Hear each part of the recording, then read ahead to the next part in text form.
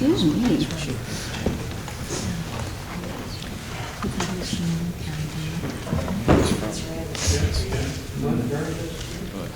Who's Glenn? Is he here?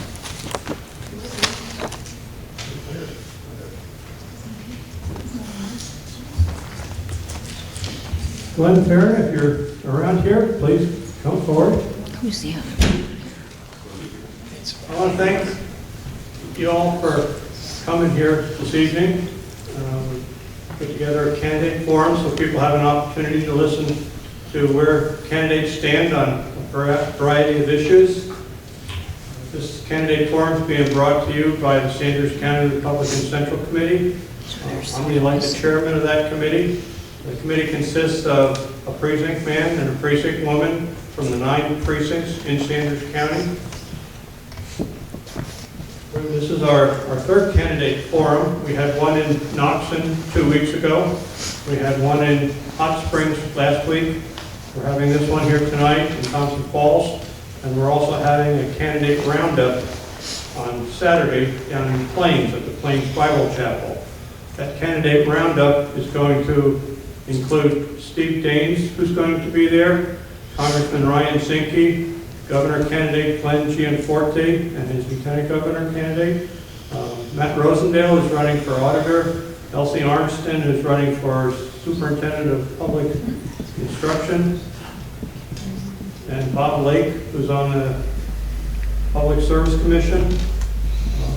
Not only do those last 3 people are running for their own individual offices, but they also serve on the Lands Board for the state of Montana. So those are important positions. We'll also have candidates for the Sanders County Commission seat that's open for open this fall. And we're also having candidate for our District 7 Senator, and also candidates for House of Representatives District 14, which is basically eastern Sanders County and Mineral County, a little bit of Flathead County, and also for House District 13, which is basically western Sanders County. So the candidate roundup in Plains on Saturday, it runs from 11 to 3. And it's not going to be a 4-hour situation where people are standing there making speeches to you. Candidates are going to have a table set up, and they're going to be there at their table, maybe have information available with them, but it's a chance for you to come in during that 4-hour block of time, talk to the candidates face to face about what your issues are, what their position is on different issues, and just you and the candidate, and look them in the eye and hear what they have to say and tell them what to think. So it's a good opportunity. A lot of people won't take that opportunity, but they'll probably complain a little bit down the road. So know where your candidates stand, know what the issues are, tell them what your issues are. You know, some of those candidates are not from this county, so we've got to educate them too. The government of the people, by the people, and for the people. And if the people don't provide input, government doesn't seem to work. Tonight we've got 5 candidates here right now. There was a 6th one here, but I don't see him in the room anymore. If I can start on the side, on the left there, we've got County Commissioner position open. Glenn McGarrett is the incumbent for that position. He's not here tonight. Kevin Kerr is running for that position, the next person there. He's from Plains, Montana. Judy Woolley is also running for Sanders County Commissioner. She's from Plains, Montana.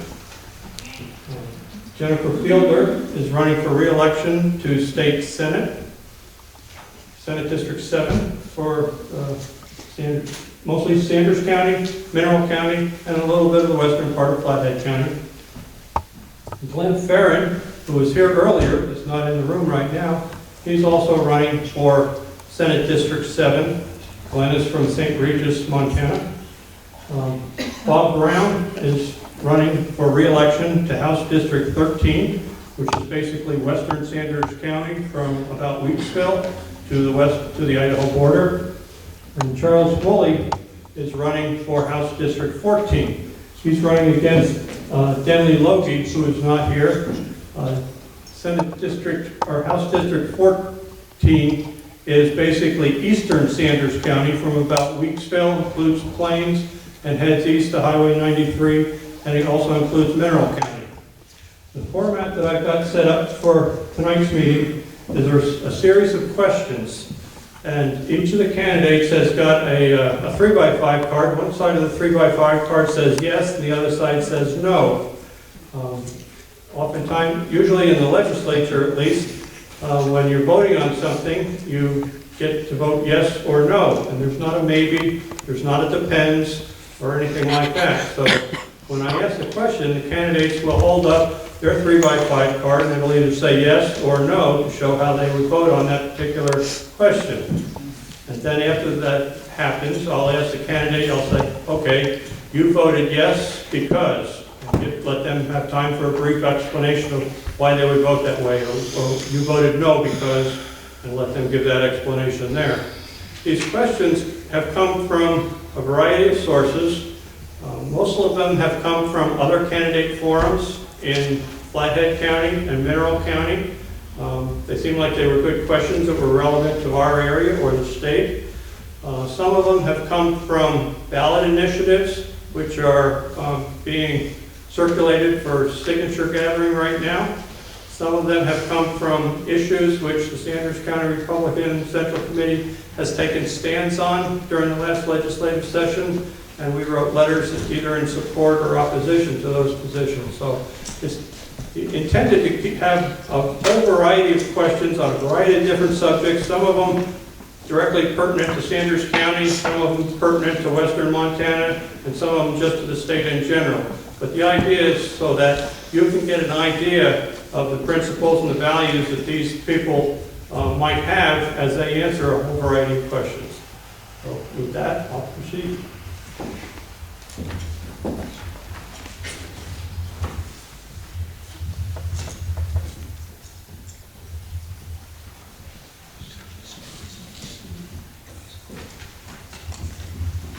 First question I have for the candidates is, would you vote to support state funding of the Confederated Salish Kootenai Water Compact?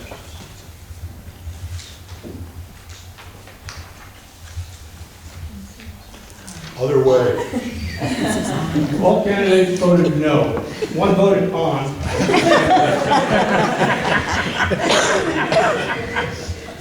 We're going to take that as a no vote. You could put an arrow on it and send up. I'm gonna walk out in front of these people and talk real loud when I talk, and I'm gonna hand the microphone up to the candidates so they can tell us why they would vote that way.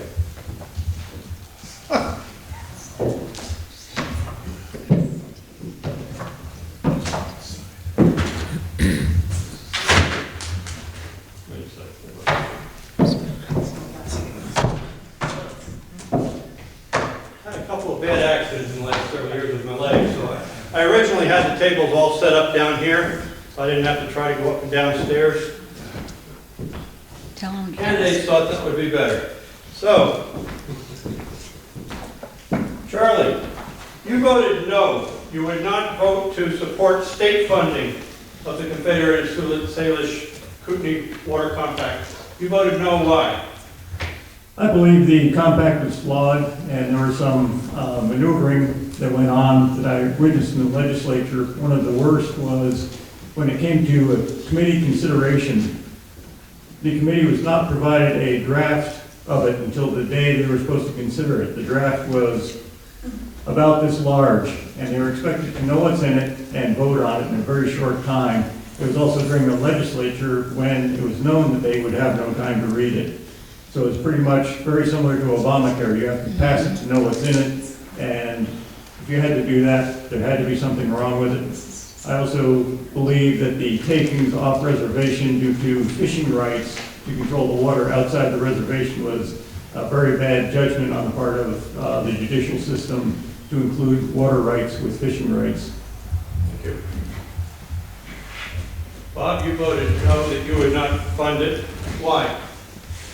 Not only did I vote no, but I did oppose it in the House in the last session every chance I had. I do believe it was a a taking of personal property, their water rights. I believe it is a taking of that, not only off reservation, but on the fee lands on the reservation.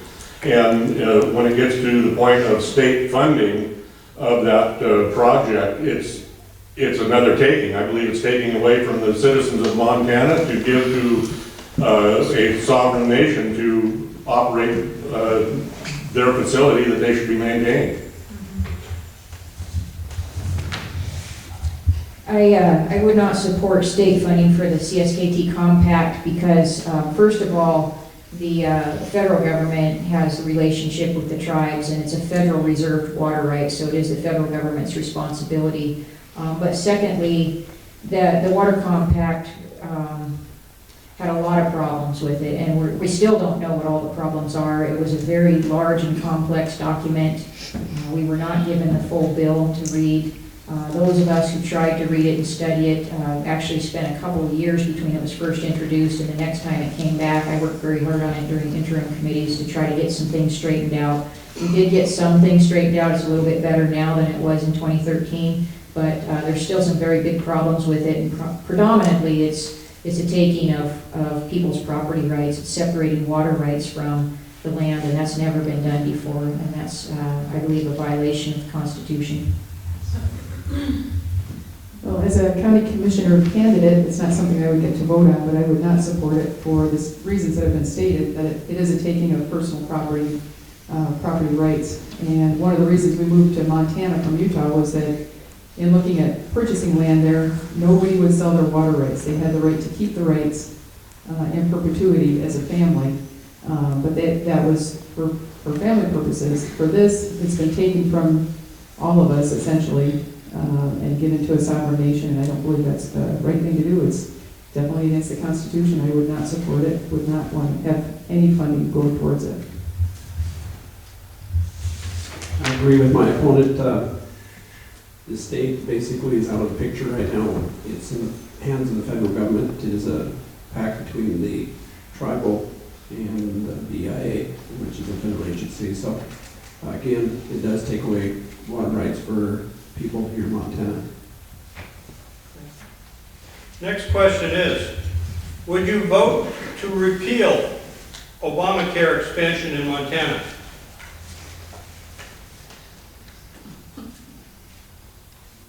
We have it 4 yeses and a no. Okay, Bob, we're going to start with you and move that way, so we're all moving up so that the same person isn't going first or last. Would you vote to repeal Obamacare and expansion in Montana? You voted yes. Well, yes, I would vote to repeal it on the grounds that I don't believe that the federal government or any government should be mandating to me what product I buy or how much of it I buy, or that I have to be charged extra because I have a job and I'm working, and to pay for somebody else's insurance that they're not working to pay for themselves. Our society really is getting into this. It's really an entitlement mentality. And I believe that the Obamacare does nothing more but really increase that entitlement. And so I would oppose it in any way that I could. I would also support repealing, is it still on? It's on. There we go. I would also vote to repeal Obamacare.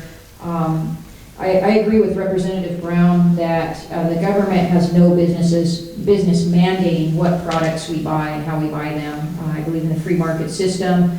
I do believe that we need some very serious reforms in the cost of healthcare and the fraud and the overcharging that's going on in healthcare. But I do not believe that Obamacare is going to solve that problem. In fact, just the opposite. When you put more public money into it, you have less accountability.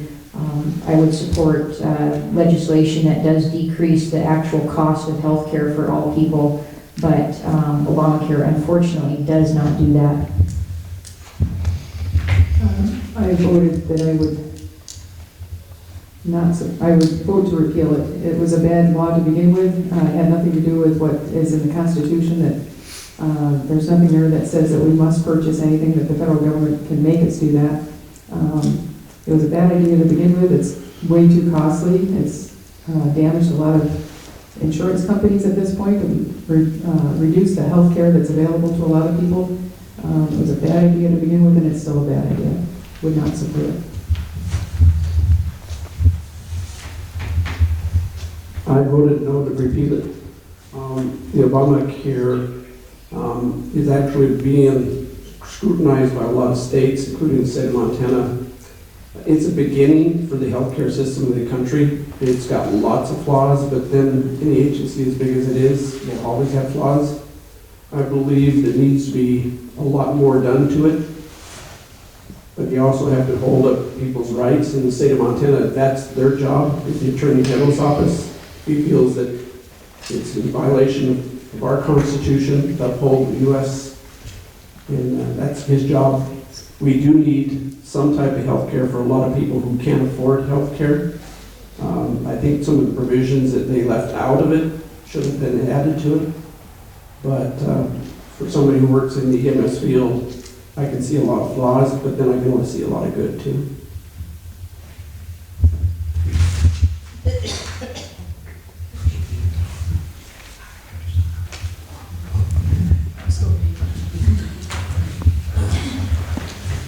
I agree with all that's been said by the other people that voted yes. I'll add another perspective on it as a registered nurse. Many of the people that receive reduced cost health care or free health care through the Obamacare and Medicare system, Obamacare in particular has a very high deductible at all levels. The people that receive it at low cost or reduced cost or for free cannot afford those deductibles. When they go to the hospital is having to soak up the $5,000 to $10,000 deductible because they cannot pay it. The hospital can also not deny them care.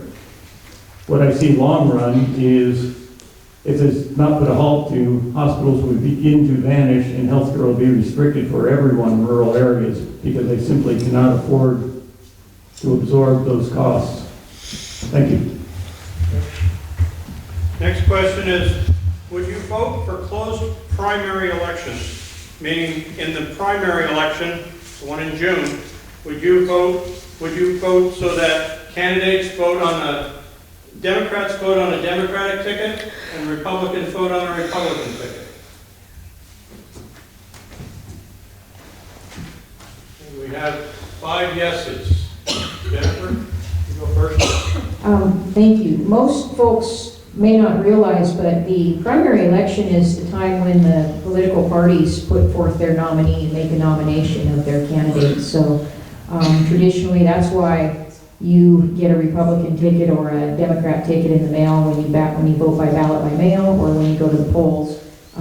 You are selecting which party you want to participate in and which nominee you think is the best member of that party. Unfortunately, there's people gaming the system now, and there's folks running as Republicans that are actually Democrats to try to pull one over on the folks that expect certain values when someone has a Republican affiliation, and vice versa. There's also some Republicans that are running as Democrats in areas where they think they need to run that way to get elected, particularly in urban areas. So it's disingenuous to the people. I think it's confusing people about where candidates really stand, and I'd like to see that be cleaned up so that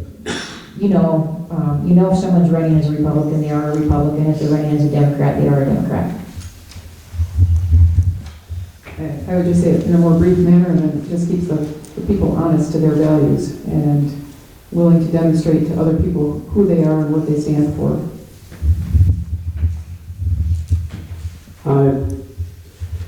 Is a county commissioner running forward nonpartisan, whether Democrat, Republican, constitutionalist, independent, or whatever?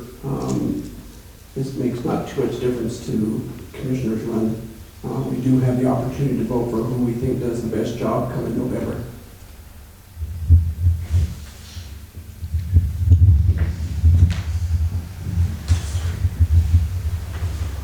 I believe that people need to know who they're voting for.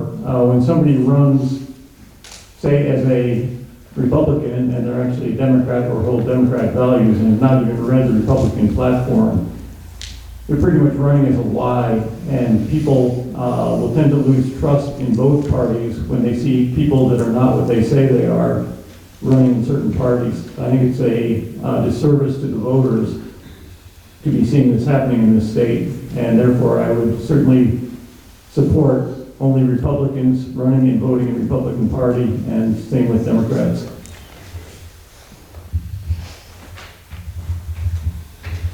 But yeah, I would support this. You know, really the election process is supposed to be a true representation of what the people of an area want, whether it be a district, a state, you know, the city. And with that, you need to be sure who you're voting for. You know, I can put any letter after my name I want, and there would be people vote for me because of that letter that was behind my name. You know, and that's not the type of election we really want. We want a true representation of what the people want. If it is a Democrat they want to vote for, or a Republican, it should be that. And especially in the primary election, we have seen in this county where there are more of one party voting than there actually are people registered in that party, which shows that you know, people are jumping across lines. So we are not getting a true representation of what the county or the state really wants. Thank you. And thank you to try to keep your responses kind of brief so we can get through all our questions and have an opportunity for the audience to ask some questions too. The key word in this next question is programs. Okay? Would you vote for a bill that would block Syrian refugee resettlement programs in Montana?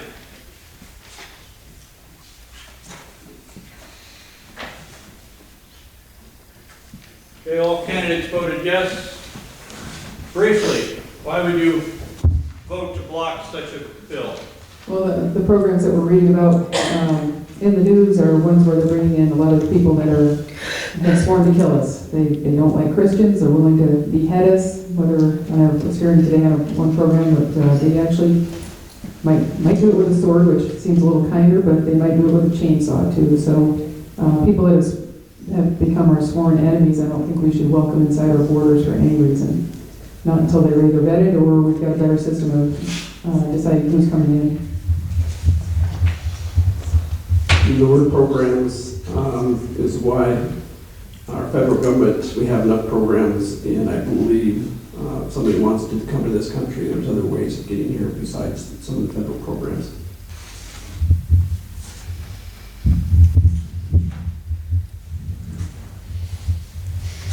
Due to the lack of available records, there's no reasonable way to seriously vet these people coming in, whether there are terrorists planted among them or not. That's a serious problem. The other problem I see is the children need to go to schools. The schools have to absorb them. They have to provide multilingual instruction at a high cost. Our local schools cannot afford to do that, and it would detract from the education of our students that are here already. To be brief, yeah, I oppose it, you know, on the grounds that if we have a hard time taking care of our vets, we have a hard time taking care of our seniors, all of those programs will be stressed even more with the additional load, as well as the other items, you know, stated, you know, we don't know who these people are. This is a really serious issue. It shouldn't be politicized at all, but it has been. I've been learning from people who actually have been over there in the Middle East working and trying to learn from them about the cultural differences. I agree that there should be some tremendous strains on our economic abilities, but why aren't people looking at what the cultural differences are closer? Because in Islam, Sharia law, the woman, the female, is a piece of property to be owned by a male from birth until death, a piece of property. The rape incidents are up so high in the areas where we're bringing in Middle Eastern refugees, Muslim, Islam practitioners, because if the woman isn't covered in their law, in their form of law, she invited the rape and she is the one at fault. That's a complete conflict with American values and American law. Until we can straighten that out and people agree to operate by American laws, we're going to have some very, very serious adverse consequences in our societies if we continue to let people come in with those kinds of values.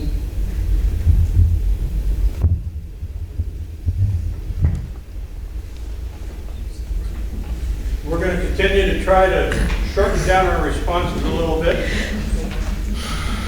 Okay, the key word here is funding in this question. Would you vote to continue Common Core funding in the Montana public school system? Okay, we have no, no, no, no, yes. And who's up first?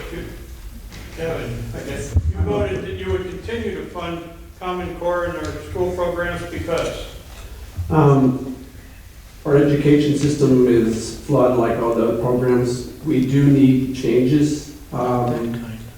Student Left Behind is one of the programs. There's a lot of programs out there that do work, and there's a lot that don't.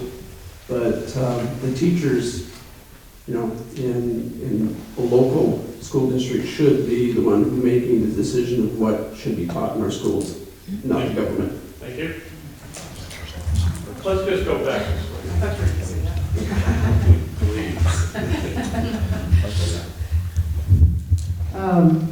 From what I've read about Common Core, in a way you think, well, it sounds like a good thing, and there have been standards throughout the, probably since at least my oldest sisters were in school in the 50s and 60s. There have been some type of standards, whether it's SATs or PSATs or something, but Common Core seems to be just taking things to the worst possible level for education, makes things overly complex. It introduces things like sex education to little children that I don't think is appropriate. I'm not even a parent, but pretty staid, I guess. So I don't think it's appropriate. There you go. I'm done.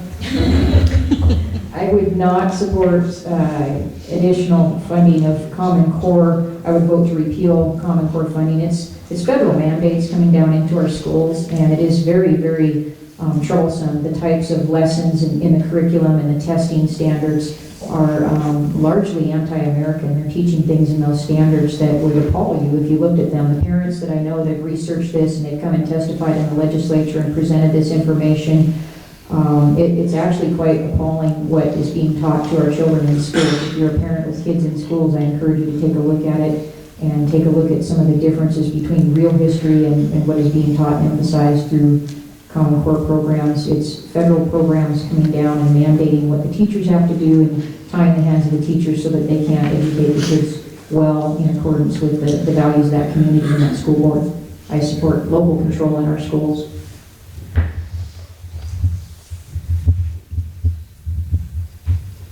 The one thing I guess I understand about Common Core is that I don't understand the need for it. I have every bit of faith in the teachers and stuff that we have on the local level. I believe they know what's best for our kids. We don't need that to be mandated to us from the federal government.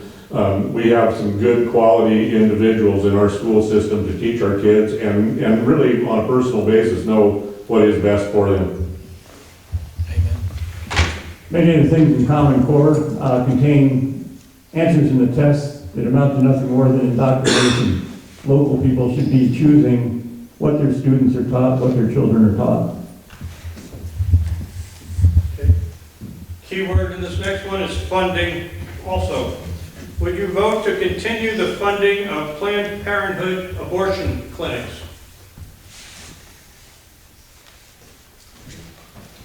All no's. Charlie, go first and go back that way. Briefly, please. We all are in agreement that we would not be continuing funding of that. We had a choice. Public funding should not be an option for abortions or any organization that supports abortion. People that do not wish to have abortion, people that are pro-life, should not be charged with their tax dollars to support it.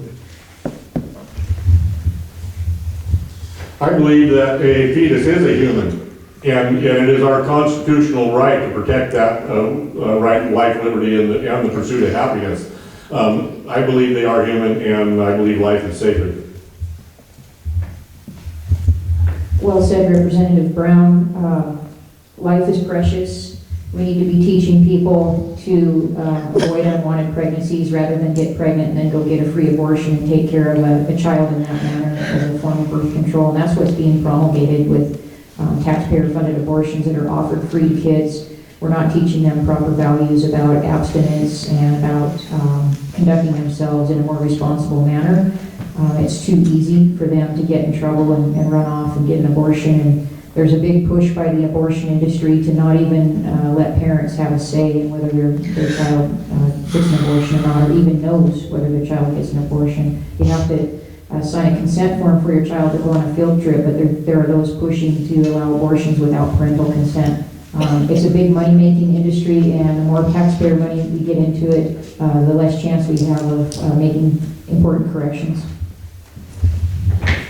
I agree with the previous statements, and I would say that abortion is murder, and it's not something that's ever been condoned in our nation. And when you think of the millions and millions and millions of babies that have been murdered, it is probably the worst thing that America has ever been involved in. So I would definitely not want to support it. I agree, it doesn't need federal funding or any other type of funding. If a person wants that, that's their responsibility, not everybody else's. Would you vote for right-to-work legislation so that union membership is not an employment requirement? Excuse me? Number 7. Okay.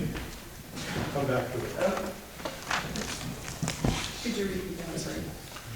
Would you vote for right-to-work legislation so that union membership is not an employment requirement? Okay. We have no, yes, yes, yes, yes, and no. Quickly. Workers should have a right Workers should have a right to choose whether they belong to a union or not. Many times, unions use the dues and their money to support political causes that the members may not believe in. If you don't want to be in a union, you should not be denied a job because of it. If you believe a union does support your views, feel free to join it. I will just concur with Mr. Woolley. I will too. He said it perfectly. You should have the ability to choose who you associate with and what organizations you join. There shouldn't be a law that mandates you join a particular organization in order to have a job. And I agree with the three of them. Maybe I got it backwards. Right to work and unions are two different separate issues. The right to work also applies to private enterprise and private companies, non-union.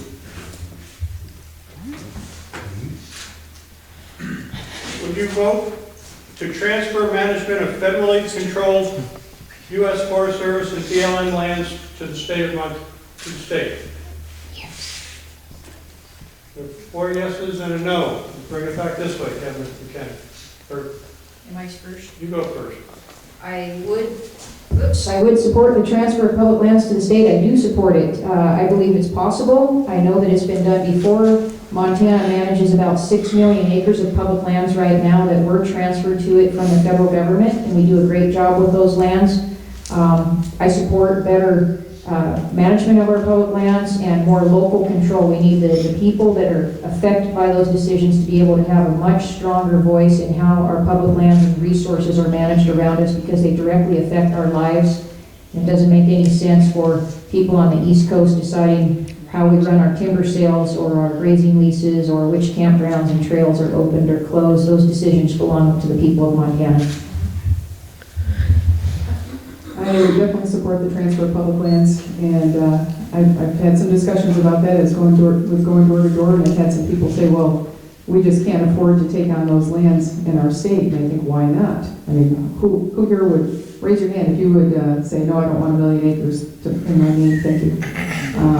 I think we can make money off of it. I think that we have better control, as Jennifer said. We have wiser use, wiser management practices. And I think it's high time that the control came to the state. To transfer federal lands into the state would make a bigger bureaucracy in the state of Montana. We don't have the facilities, nor the manpower, nor the money to run that type of operation.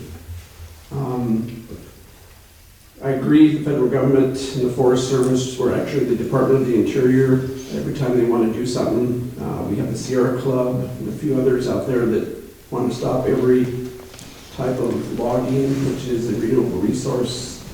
Again, the state does a better job of it because for some reason the Sierra Club doesn't take on the RNC for their sales, but we'll have to figure out why. But we need, we don't need more real estate in the state of Montana because all I can see is if we got that type of real estate, bigger corporations such as Weyerhaeuser would buy more and more land. They're the only ones, the bigger corporations, have the money and the power to buy that type of stuff, not the state of Montana.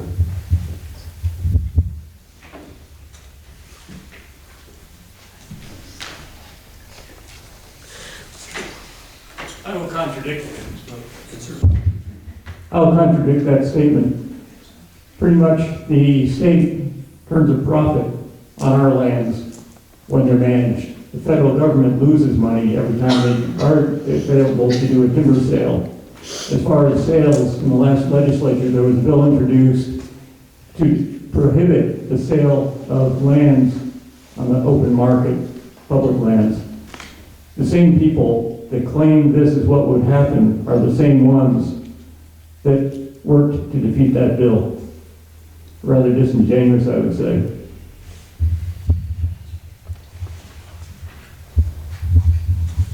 Yeah, I do support the transfer of the lands. I really believe in local control is what I do believe in. I think we can make better decisions here locally and on a state level about how we are going to manage our lands. The one thing I will say is if I was to vote for the transfer of lands, there would be in the legislation something to protect the sale of those lands, so those lands do remain public.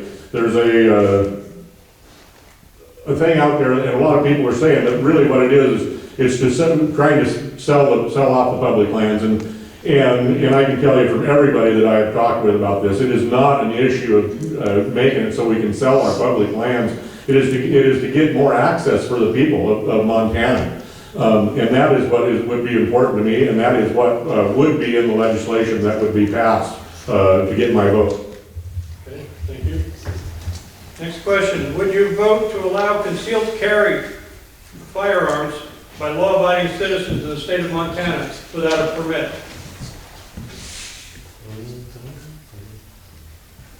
Everybody seems to be in agreement with that, yes. Just to start? I don't know that we need to discuss that if you all agree with it. Let's just move on. No law-abiding citizen that has ever shot somebody. Except in the protection of their life, limb, or property, right? Amen. Would you vote to support a bill that allows legislators to carry concealed firearms in the state capitol? 4 yeses and a no. I want to hear what the no guy's got to say. All right, we'll get to them. We have to treat everybody equally. Charlie, you go first. Brief. I believe firmly that a citizen's right to self-defense does not end at any door. Yes, in the legislature, we go through things, what do we do if we have an active shooter situation? We have guns in the Capitol now. You see them every day. The police is present there. We have drug dogs that come through, bomb sniffing dogs that come through. Why should we not? I trust everybody, whether I agree with them or not. Politically, I trust everybody in that legislature, pretty much with my wife. They would not harm you. I would support this kind of legislation, particularly because when you put up a sign on a door that says no weapons allowed, the good guys obey it and the bad guys don't. So everybody that's obeyed it is a sitting duck inside that room. And that's a very uncomfortable feeling to be in there and know that a bad guy with a gun could take advantage of the situation, just like a place like this. Hopefully some of you are armed, so if a bad guy with a gun came in and started doing something, we could take care of that problem before it got real bad. As somebody who's been shooting since she was a teenager and has been involved with professional firearms and training and shooting and such, I absolutely think that it's the only way that you're ever going to stop a bad situation. I hope nobody ever has to use their firearm that way, but I would certainly support this type of legislation. And additionally, if I get into the courthouse as a county commissioner, I would like to see that change too, because everybody there is a sitting duck. Kevin, you voted no because... I get answered, I'm the no. I'm kind of like Mr. Brown, leave it to the professionals. You do have, like you say, the police department, Capitol Security. If we have to go to metal detectors to come into the Capitol, maybe that's an issue. But when you start arming everybody, or basically arming legislators, senators, and congressmen, when you do have an active shooter and the police are not there no more, who do you know is who? Do we have a sign that says, I'm the shooter? That's what we have to look at. It's gonna be the body line. Not necessarily.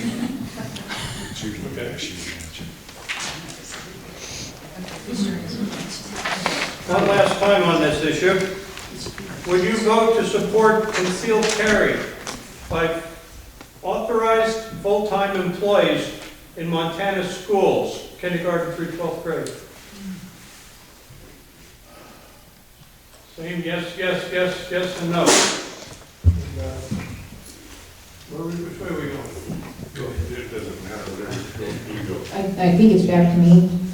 Okay. Okay, yes, I would support allowing educators to, if they're willing, to get the training. Situational training is very important, I believe, in these kinds of instances, especially with the kids.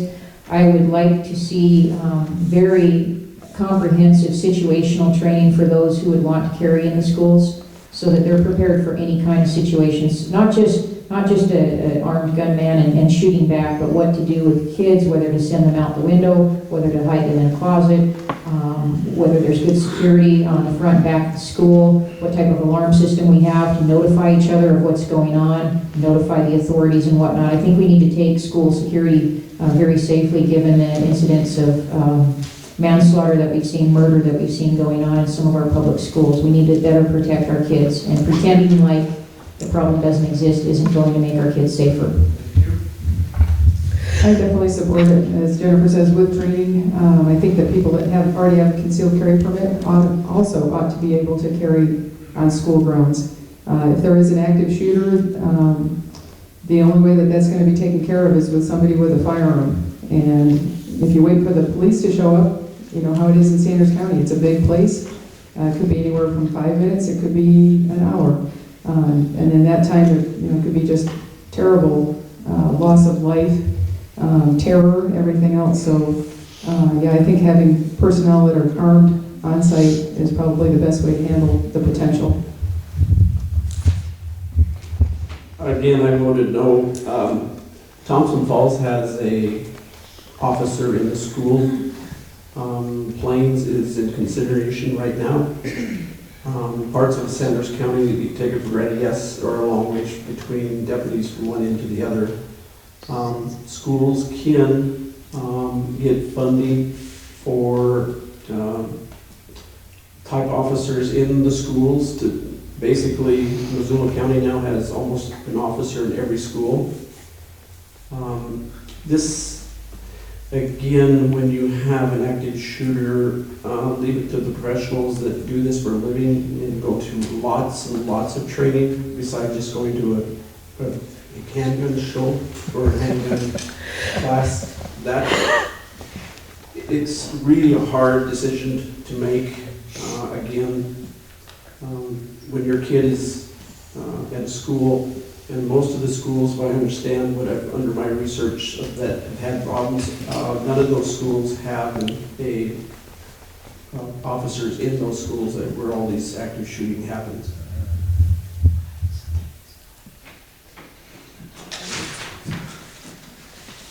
You don't go ahead, I was first. I went first. Yeah.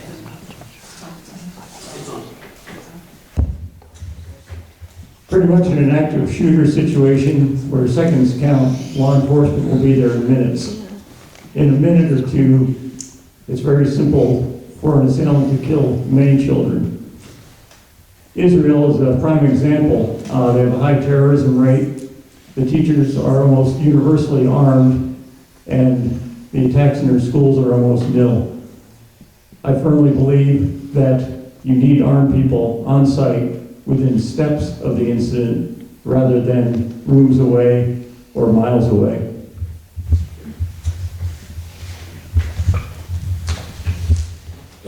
Quite frankly, I think that, we put and we entrust our children's lives in the hands of the teachers and the people at the school. I believe that they should have the means to protect them at whatever cost. You see, so many times it's the teacher is the first one shot in the room. It's because they're stepping forward to protect your kids, and they don't have the ability to really do that. Thank you. Next question. Would you vote to support more road closures on lands managed by the U.S. Forest Service?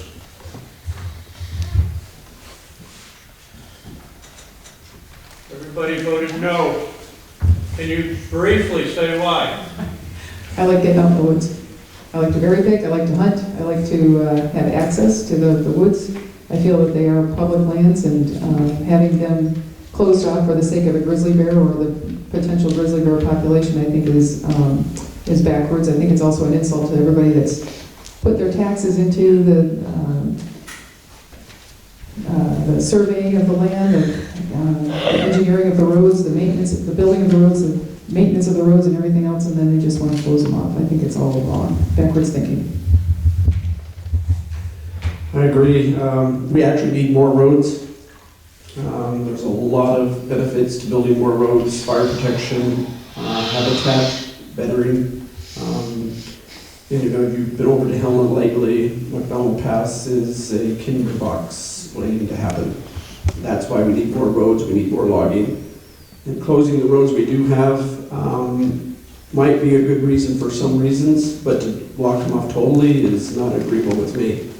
You do have to maintain roads and make sure people use them wisely. Four-wheelers and hyped-up Jeeps do not do a good job on our roads. And I do like to horseback, and I like to go up in the mountains, and I like the grizzly bears myself. So going in order. Go from you down. Okay. Yeah, I think we need to open up more roads, not be closing more roads. Let the fire warders and the berry pickers and hunters and recreationists get out there. The roads are also very valuable for emergency access, search and rescue, and initial attack firefighting. So they are assets that we need to protect. Unfortunately, the federal government has been shutting them down at an alarming rate. We need to reverse that and get some of our roads opened up again. As briefly as I can, it is our land. We should have access. I concur. People should be having access for recreation, responsible resource management and extraction for jobs. And I don't think the federal government is doing a good job in terms of fire. We need the access. Rather than having to rebuild roads that have been deconstructed, we need to be able to get in there quickly. That's one reason the state is able to fight fires efficiently, and we see very few large fires on state land, whereas federal land is a whole nother story with catastrophic wildfire. Would you vote to prohibit citizens from trapping on public lands in Montana? Read that again, please. Would you vote to prohibit citizens from trapping on public lands in Montana? Everybody said no. Just quickly, this is a ballot initiative which is circulating now for signatures. That's why I asked that question. In states that have banned trapping, there have been severe problems with rabid animals, beavers flooding waterways, flooding people's cellars. Fishing game can do nothing about it, and people find out too late that it's a severe problem and they want the trapping back, but they can't get it at that point. Yeah, it is about a control issue with the animals, really. Besides it being our right to harvest animals, fur hats are really cool.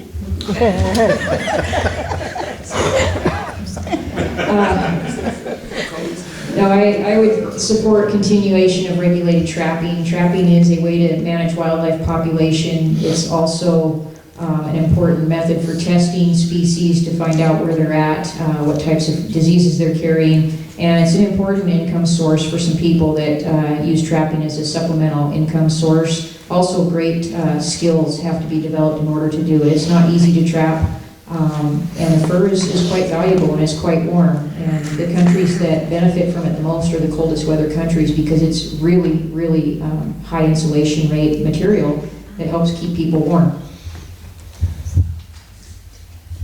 Ditto. I agree. Trapping is an essential part, just like mining, lumber, you know, it's all essential and we need it. Maybe we need a few more traps for some gray wolves. This next one's a tough question, so you gotta listen to it, all right? Would you vote to require private utilities to supply incrementally higher percentages of their electricity from renewable energy sources? Can you repeat that first part? Yeah.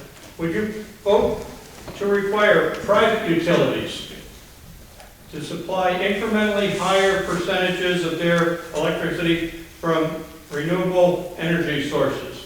Now what that means is a private electric company this year might have to offer 5% of its electricity to its customers that comes from wind power or solar energy. And 2 years later, they might have to offer 10%, and then 15%. That's what I'm saying. Everybody, we voted no, no, no, no, and yes again. You've got the microphone. I get to start. Northwest Energy is a private, it is owned by a private company for profit. I do believe we should have mandates to clean up our air, but not at the expense of coal strip. We do need alternative energy. The Zone Electric Co-op has started a campaign for solar. They are a co-op. They get basically their funding from their members, which I think we should have an opportunity to select who we want as our electric provider. I would say no. I don't think we should be. I think regulations are the reason that a lot of businesses have gone out of business. All kinds of entities have dissolved, and it's because of the burdensome regulations by government, all kinds of government entities, as well as the fact that, from what I've been reading anyways, is all of the alternative energy sources end up costing a lot more, are less reliable, and have other issues. So it's not just clean air and that kind of thing. So I wouldn't support that. Judy Woolley just nailed it. She covered it all. Mandating, forcing private companies to sell something that they don't normally sell and produce is just anti-American.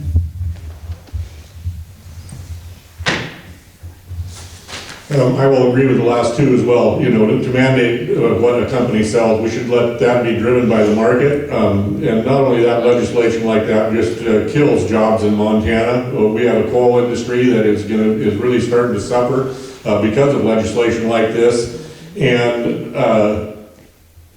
even though we're trying to do this, we still allow to have prescribed burns and things like this that ultimately put more stuff into our atmosphere than the coal burning does. So, you know, obviously, no, let's keep our Montana jobs going. We still have enough coal, I believe. I saw one survey the other day that said if we would mine our coal and use it properly, we have enough coal for 3,000 years.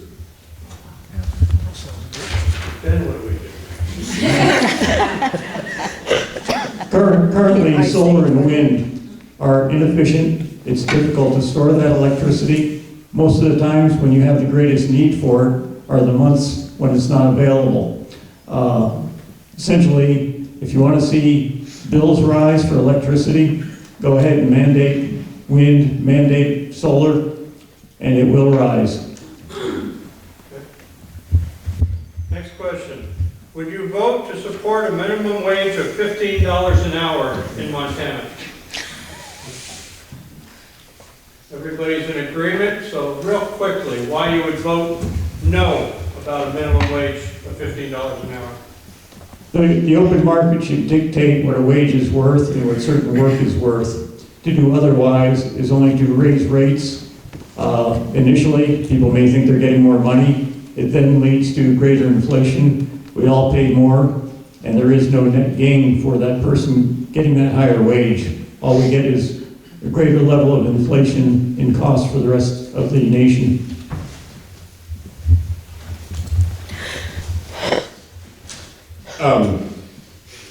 Yeah, no, I mean, that should be driven by what the market will bear and how we can make things profitable. And besides that, at $15 an hour, that would give a pay increase to all the senators and legislators in the state of Montana. That would be a very large pay increase for the legislators in Montana, because I think right now, if you add up our hours, we're making about $1 or $2 at best for our time, which I don't complain about, because we shouldn't be doing this for the money, and I think those of us up here are not. Driving up minimum wage like that actually kills jobs, because companies can't afford it. They, instead of having 2 people at $7.50, now they've got 1 at 15, so they've had to lay one off, and so you'll see fewer jobs available if we start driving up the mandate for what the minimum is an employer has to pay. If you want to make good money, develop good skills, get a good education, work hard, apply yourself, and prove that you're worth it. I think that's all been well stated, and additionally, it's a free market issue, and it's not something that the government should be regulating.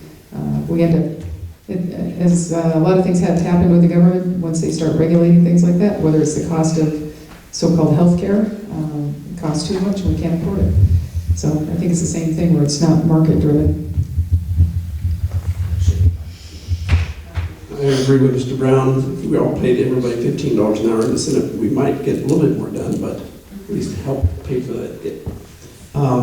McDonald's, I think, would be pretty hard set in Montana to pay $15. They do in King County, Washington, but the prices there are a little bit more, plus you also have about 15 million people. So in Montana, that would be a little bit hard to do.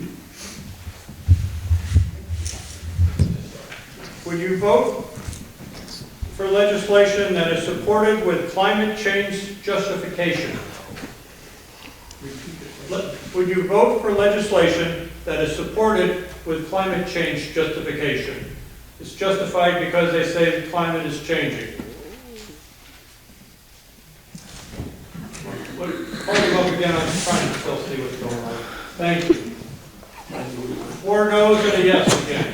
Who's got the microphone? I got the microphone again. Global warming, climate change, whatever you want to call it, it's here. And anybody who says it's not, I think needs to start over. We don't have 90-degree weather, 80-degree weather in April in Montana normally. I know when I was... Polar caps are increasing, so check yourself. So yeah, it's just a lot of things we need good scientists, not the government, but we need good scientists to figure out. But again, it's a world problem. It's not just the United States. You got to involve China, Russia, Japan, Europe. They're all involved. It's a world problem. So it has to start somewhere.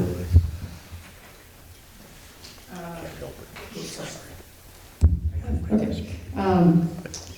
I think that there is nothing constant in nature. That's been my experience of being on Earth for almost 58 years. And the weather is one of those things. There was one year, I've been here since 1981, and there was one year where I had almost all of my garden planted by early March.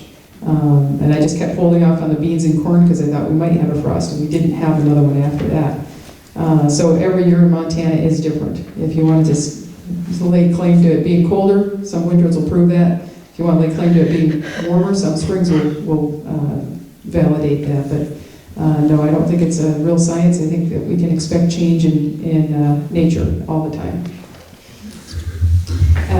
Judy's right. The weather's been changing since the beginning of time, and we all talk about it all the time, and it all seems strange every year. Isn't the weather strange? Because it does change, and the climate does actually change. The weather changes, but to pin it on man that's changing it, I think we've seen some science that's been junk science that's trying to drive an agenda, and that agenda is to shut down economic development and shut down our industries, our coal industries. A lot of our economy is being shut down because of the climate change agenda. But if you look at the science objectively and you listen to various scientists and you look at their data, you will find that the climate change debate is not settled science, as the left continuously tries to say. It is not settled at all. There are thousands of scientists that have data that shows that their modeling is false, flawed, and actually some of it's been deliberately made so.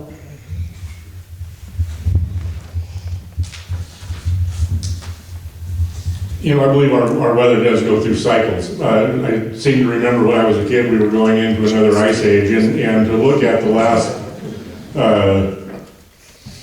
10, 25, 50 years in the life cycle of the Earth, it really isn't even enough to even register what's really happening. Even if you take from the time that we have been monitoring, from the 1800s or whenever they actually started monitoring what the weather cycle was, it still really isn't enough time to decide what the Earth is doing. If we pass legislation this year that is based on what the weather is doing this year, we may be back in 5 years to change that again. From a scientific standpoint, climate change has been with us forever. We've had ice ages, we've had warm stretches when the dinosaurs have flourished. They then been frozen over when the only thing left was woolly mammoths. It changes. It changes over thousands of years. Don't confuse weather with climate. Weather can be measured in a month, a day, a year, 10 years. Climate is measured in minimums of 100 years. We're not going to see it in a single lifetime. Would you vote to support school choice legislation in Montana? All candidates voted yes, so they'll have some quick answers here. You voted yes because? I voted yes. As a teacher, students do not all learn the same, and parents and families should have the free choice to choose how their children will be educated, whether it be religious schools, charter schools, homeschooled, or whatever. Yes, I believe that it is, as a parent, it is my choice to decide where my children are educated.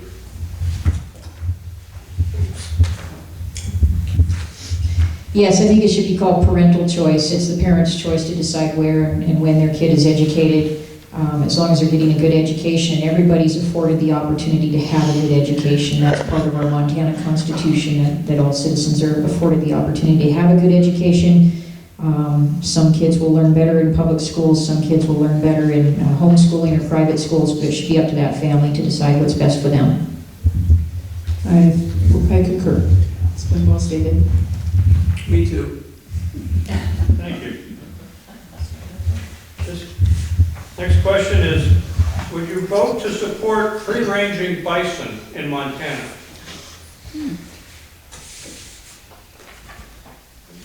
Okay. Microphone's down at that end. Okay, I would say absolutely not. It's, again, one of these things that's being driven by an agenda to, I think, to get ranchers to go broke, fixing fences constantly. I grew up in a place where a neighbor had some longhorn steers and had some bison, and when they got out, they caused havoc in the neighborhood. And that was just on a really small scale as compared to what's going on in eastern Montana, so I would say absolutely not. I'm born in Livingston. I don't know if a lot of you know the Ted Turner Ranch, one of the largest ranches in Montana at Buffalo. A lot of us around there do not like buffalo and cows. Tuberculosis is on its way down, but other animals carry it besides buffalo. I don't believe we should let the tribes have buffalo on Highway 28 or wherever there is no fences. So, again, don't think that should happen. We had testimony in the legislature from folks that live down in that Livingston area, and they brought photographs of their houses being damaged by bison, where the bison were coming up and rubbing their heads on the siding and actually rubbing the siding off of people's homes. the communities were building cages at the bus stops in order for their kids to wait inside safe cages. So what we were doing is seeing society cage the kids so the bison could run free. That's backwards.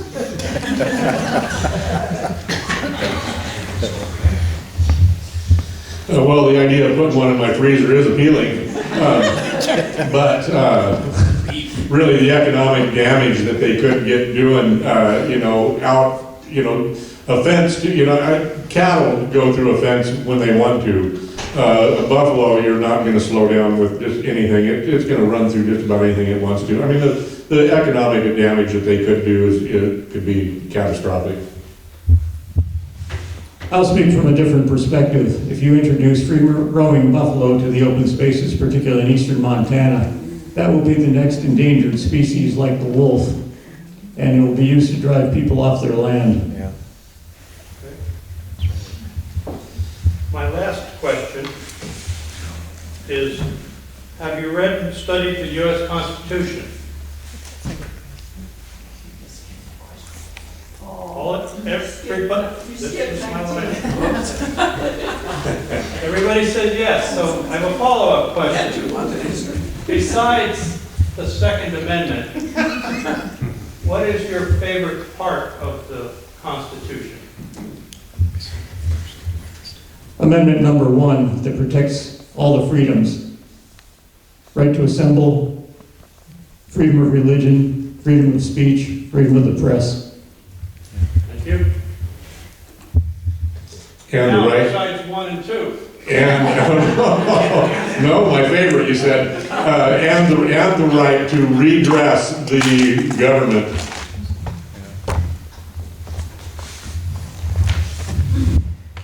My favorite part of the Constitution is the Bill of Rights. That's the first 10 amendments, but of those particular ones, I would have to say the most important one right now that we exercise, that we are actually losing actively, is the 10th Amendment, the right of the states and the people to reserve powers to themselves. The Congress of the United States is only to have delegated powers that are enumerated in here, and all other powers are reserved to the states and the people. And we have a whole lot of folks out there that think whatever the federal government says is what we have to do, and that is absolutely not true. That is not within our constitutional framework, and that's why we're getting so out of balance. That's why things are getting so out of control at the federal level. That's why we have so little trust in our federal government. The states are supposed to balance the federal government and put a check on it. Okay, Judy, now besides 1, 2, and 10, what's your favorite? Well, I was going to say, I'm going to use 10 to reserve the right to myself to be able to say to answer the question that you asked originally. So I'm using 10 to say that it took me a while to figure out, because for a long time I thought, well, why did they put 2 as number 2 and 1 as 1? And I think probably because I finally figured it out. Because of course you need the firearm to be able to protect all the other liberties, but you need free speech to be able to protect, to be able to speak up, to be able to protect everything else, and stand up for everything that America stands for, so to do it peacefully. So I finally figured out why 1 is 1 and 2 is 2. Those are my favorite. Kevin, it's narrowed down to you. Can't use 1, 2, or 10. I'm going to use 5. All right. Yeah, review stands, because 1, 2, and 10 are already gone. Stand on it. Tell us about 5. The self-incrimination, I believe that's what the Is that a 5 is. statement or a question? I believe that, yeah. Okay. It's been a while since history, being at County High School, so I think lots of times the Fifth Amendment gets stretched quite a bit, and hopefully our new Supreme Court might make some changes in that way. But again, the Supreme Court doesn't always have the final say. Thank you. Now that we've got them to shorten some of their answers, we have time to entertain. 19. I know.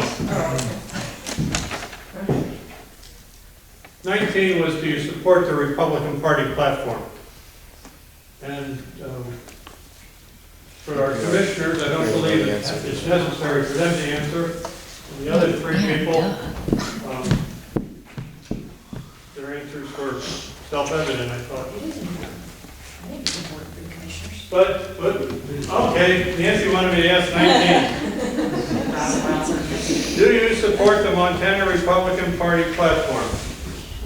And I'm gonna let the commissioners pass on that. Okay, because they're nonpartisan positions. Well, the position is nonpartisan, but the person can still be partisan. And I've been involved with the Sanders County Republican Central Committee kind of off and on since 2010, when I thought I was going to step up and try to help things and become involved as we're supposed to. I do hold a precinct committee woman position now, and I'm also running for that position. So it does state where I stand politically, and that is allowed in Montana, even if you're running for a nonpartisan position. When I decided to run in 2012, I read the Democrat Party platform and the Montana Republican Party platform to get an idea of where the party stood, because I never really was involved in parties before, and I always preferred to remain independent, and I don't like putting a label on myself. But if you're going to run for office, you need to find out where your values lie and hold true to them. And when I read the Montana Republican Party platform, I realized I'm a Montana Republican. It's a good platform. It's written by the people of Montana. It's not written by the national committee. It's actually written by your delegates from counties throughout the state. And, life, liberty, property, America's founding values, our ability to take care of ourselves and be self-reliant, those are important principles. And that's why I joined the Republican Party. And I believe strongly in that, and I've helped to write certain aspects of the Montana Republican Party platform as a delegate that's been able to go to state conventions and do that.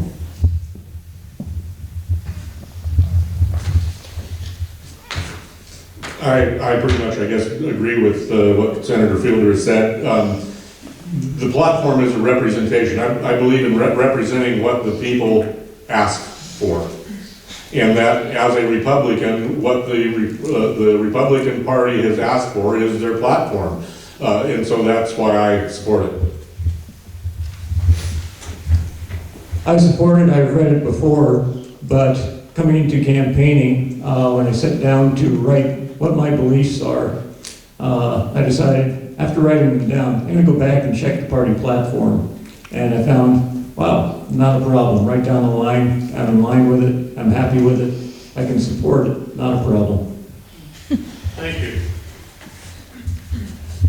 I'd like to allow questions from the audience. If you ask a question, please don't direct it at one person. We'll direct the question to the whole panel and let everybody answer it equally. Greg, or Senator Hinkle. Here recently we're seeing that our Sanders County Commissioners will be considering seating a planning board. I would like to know if you support the seating of a board, if so, why, and if not, why. The question is, would you support a Sanders County Planning Board?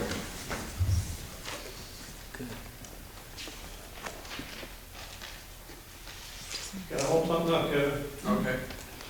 Okay, everybody says no, they would not support a Sanders County Planning Board. Charlie, you got the microphone. Firstly, it's been brought up before twice, it's been defeated twice by the citizens. I think they keep bringing it back to try and get a different verdict on that. The planning board is basically going to be an infringement on private property rights, what you can do with your property, what you can use it for, what you can do on your property. I don't believe that's in our best interests. I agree with Charlie once again, and also it is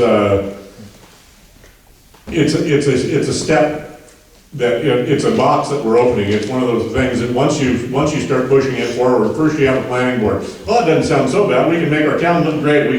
We can beautify the community, and we can kind of start. Well, then it's zoning. Pretty soon you're going to have zoning. It's just an incremental step that begins to start to finally get down to a point where, I know of places where you now have to get a permit to cut down a tree in your yard. My trees are mine. I wish to keep them or take them as I choose. It's just an incremental step into more control. I would not support government mandated planning or zoning The people have spoken loud and clear here that they don't want that. But if you do want to make your community better, there's nothing holding you back. Look at what the beautification committee has been able to do here in fixing up this town over the last 10 years. I've been a part of that for several years. It's voluntary. It's people that care about their community getting out there and voluntarily making it better. I believe the same kind of principle can apply to your neighborhood. If you want to set standards in your neighborhood and you and your neighbors agree on those standards, that's voluntary association, and you've decided how you want your neighborhood to be. But you shouldn't force your values on somebody else as long as they're not doing something that's degrading your property value or your rights. They should be able to do what they want with their land and in the privacy of their own home. I'm in agreement with what's already been said, but also in our county, the group that's really pushing for a planning board is actually in the position where they have a private corporation, and it allows them to take, or I shouldn't say it allows them, it increases the likelihood that they will be given very large grants that are federal dollars and state dollars, and they are a private corporation, so they benefit with no regard to how much it costs for things because it's funded by other people. So I am absolutely against this. Plus, as Charlie said, we voted it down twice. There was a board for a while and it didn't work out, and I think it's incremental. Like everything else, we're getting nibbled to death by a duck, and I'm not up to that. I like my private property rights, and I want to keep them for everybody. I agree. Yeah, the county itself is denied grants from the federal government because it doesn't have a planning board, or it doesn't have zoning. Again, there's been mandates by the federal government. I don't think they should tell us, or basically, I've lived in Missoula for 32 years, and if you want to see a nightmare, look at the zoning in the plans they have in Missoula County, in the city of Missoula. I know a gentleman who wanted to build a home on 3 acres. It was subdivided 25 years ago, and it took him almost $20,000 just to get it through the city of Missoula for planning into the zoning, and he wasn't finished. Hasn't even broke ground yet. To me, I think that's really ridiculous. Sure. Kerr, you had a question? Yes, thank you, Mr. Fielder. My name is Trip Burns. I'm the editor of the Clark Fork Valley Press. I have 2 questions, Mr. Fielder, if you'll permit that, or just one. Let's do them one at a time. Okay. The first one is there was a study that was released last week nationally about suicide that is at a 30-year high across the board. It's no secret in Montana that the statistics are slightly above average in some cases, in some counties. Far above average.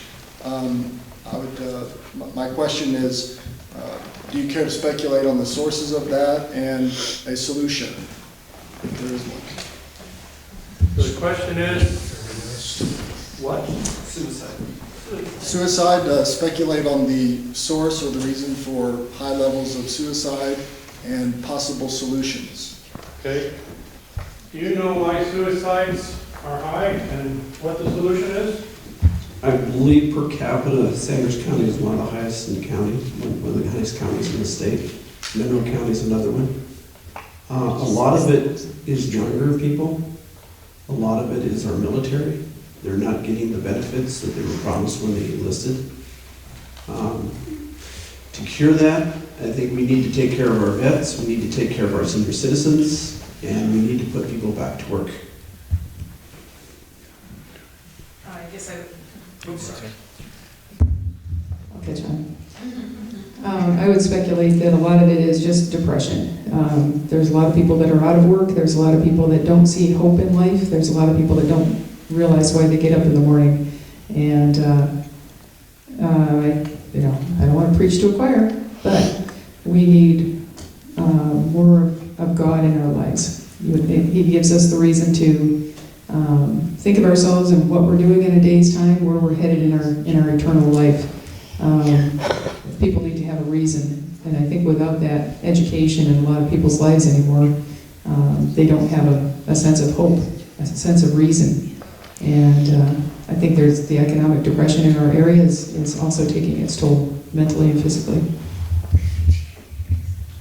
We have seen a very sad downward spiral in morality in our country, and the issue of suicide is very, very high on most of Montana's Indian reservations. I serve on the State Tribal Relations Committee where we've been addressing this issue, and what the American Indian people are finding is that those who return to their spiritual roots, those who participate in cultural practices, traditional practices, and connect with who they are and who their creator is, those are the people that are successfully changing their lives for the better. Suicide is a personal decision. It has a lot to do with your identity and your spirituality and your state of depression or happiness. Most folks that are living productive lives don't tend to fall into that trap, although some can. I agree with Judy. It has a lot to do with your relationship with your maker and your creator and how positive that relationship is. There's a lot of reasons why people might consider it, but not knowing that there's a better option is probably the biggest cause, and we need to show people and help people understand that there are much better options than to end your life.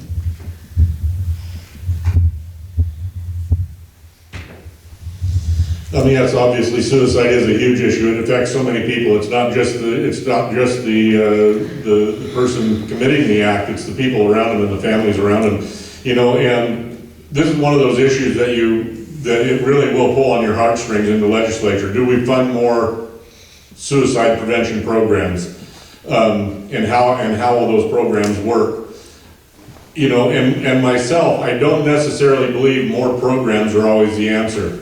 I believe the answer lies right in our communities with the people getting involved and giving those kids, adults, vets, whoever it is, giving them some hope, whether it be through some job availability. You know, we can create jobs and give people hope that way, but letting them know the value of who they really are and building those relationships with people within our community is really where that we can make that change. In the years that I worked at Spring Creek Lodge and worked with a lot of people that were dealing with suicide or had attempted to commit suicide or had attempted while they were there.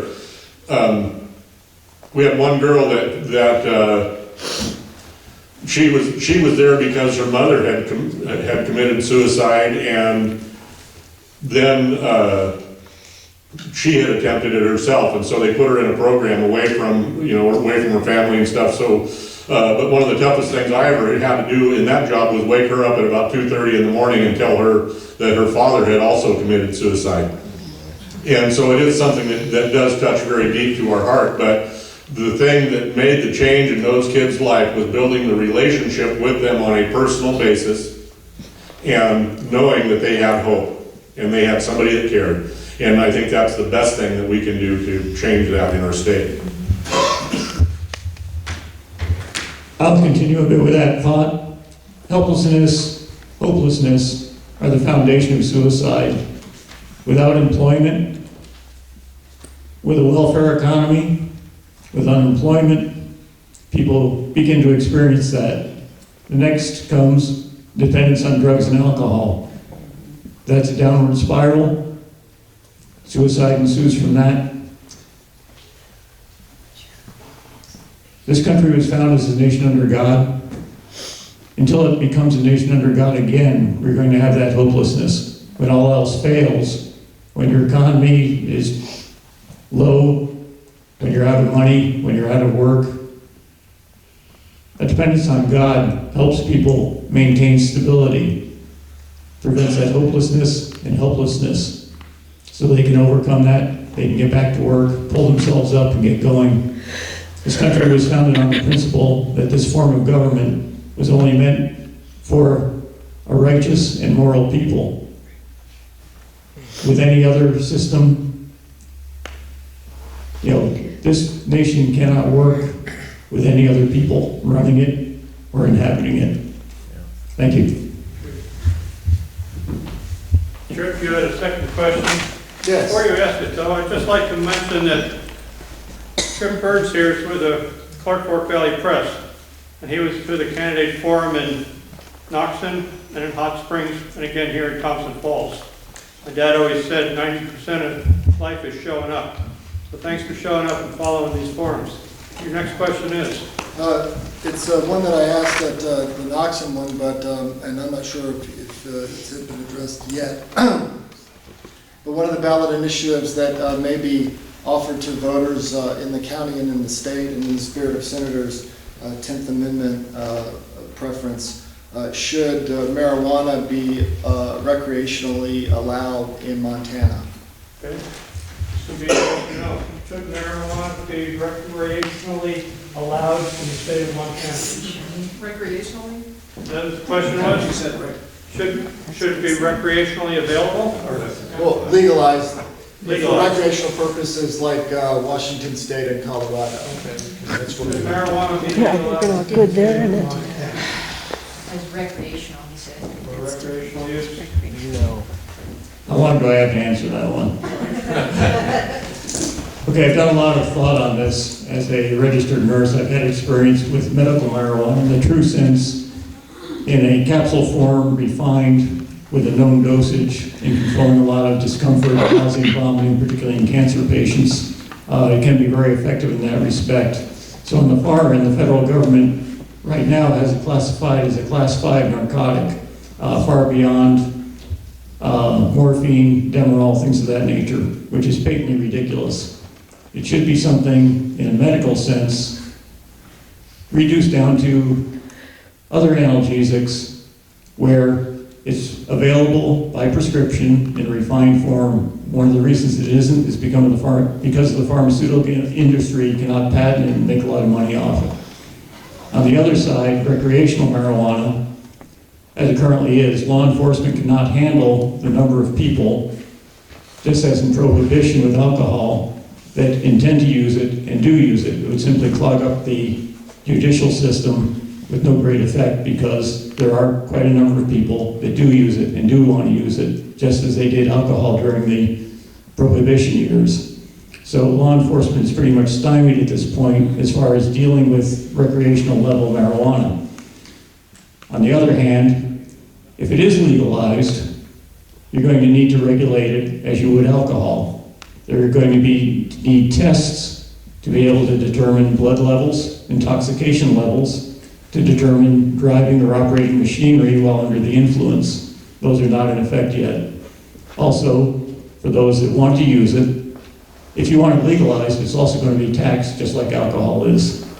So it's a sticky question, but I think things need to move from each extreme, unlimited recreational use available to everybody, including children, versus a class 5 narcotic on the other hand. Things need to close into the middle. I think over time they will. But in terms of legislation, trying to second guess how things will develop is a sticky situation and it's very difficult to put a handle on at this point. Much of it will be decided by the public and what they will accept and what they won't accept.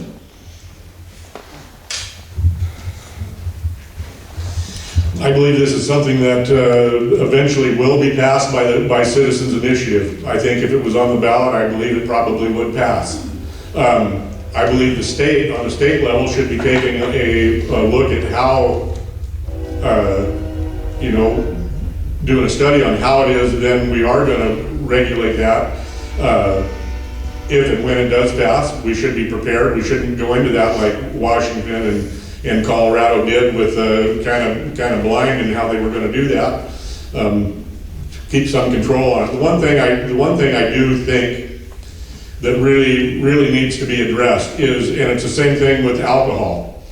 And I really do hate comparing the two because I don't believe they're anywhere near the same thing. They have no resembling effect on your body the same way in your actions. But we want to blame poor behavior and poor choice on a drug.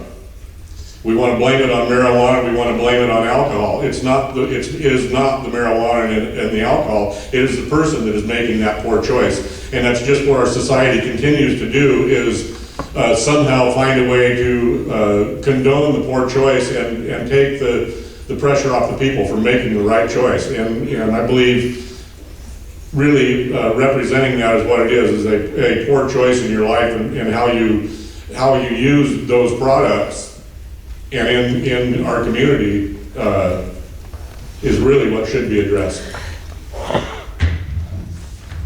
Sure, when you asked this question earlier at the Knoxon Forum, you alluded to the narcotic status of marijuana as regulated by the federal government or as classified by the federal government, and I do not believe that marijuana should be classified as a narcotic because that's the way the federal government classifies it. I think that's up to the state. But tonight when you asked if it should be legalized as a recreational item, that sets off a red flag for me because I don't think we should be promoting poison as recreation. And I think what people do in the privacy of their own home is their business, as long as they're not harming someone else.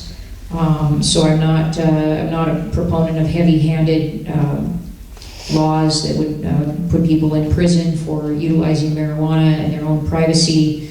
But we do have some very serious work to do on this because I think, as Mr. Woolley said, there needs to be a middle ground where it's not an offense that we're locking people up for their own personal decisions, but we're not promoting it as recreation because it is a poison and it does damage the brain. And I am particularly leery about the type of message that we'll be sending to young people if it's classified as a recreational item. And I think it's been very well stated already. I guess the additional thing I would think of is this seems to be one more thing in our society right now that we're supposed to accept. And I guess, like I said, I'm probably perhaps fairly staid in my ways of thinking about things, but I think that I think the human body is an amazing organism. I think that we are made to work, we're made to function, we're made to be active, and taking things into our bodies that take that away from us is poor choice. And the people that I know that use pot are typically fairly lazy in life and expect other people to take care of their problems. It's a way for them to escape, and I don't think that that's what life is all about. So recreationally, I think it's, like I say, it's just one more thing that we're supposed to accept in society, and I don't think we should. It's a very large issue. I've been personally involved with it for quite a while. Seeing what the ballot was on the agenda that we passed by a majority of 61%, highest in the country. And I saw the legislature tear it apart.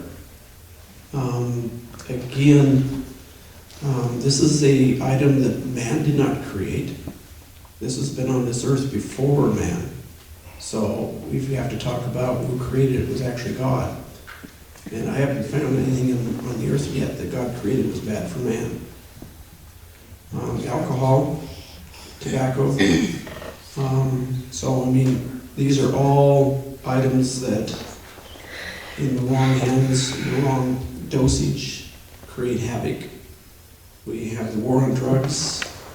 California, I believe, just released 18,000 prisoners in the state of California who were all drug-related with marijuana charges only. That's a lot of people. California, I believe it's $35,000 a year per prisoner to house that prisoner.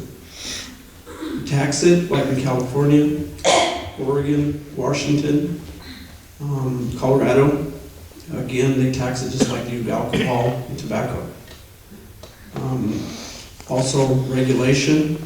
Colorado has probably got one of the better regulations with reference to this particular item. We should take a look at how they do it. Oregon did the same thing. They looked at Washington and they also looked at Colorado to draft their bill. Control, again, we the people, we have the right to, when the ballot comes out, to vote for it, to legalize it and tax it, just like Colorado. Again, the legislature should look at that really closely and not over-regulate it. And again, marijuana was basically put on the outlaw list because of hemp. It's back a long, long time ago. The sister company, a newspaper company, didn't want the competition. Hemp is used for a lot of things. It is basically the same thing, except it has no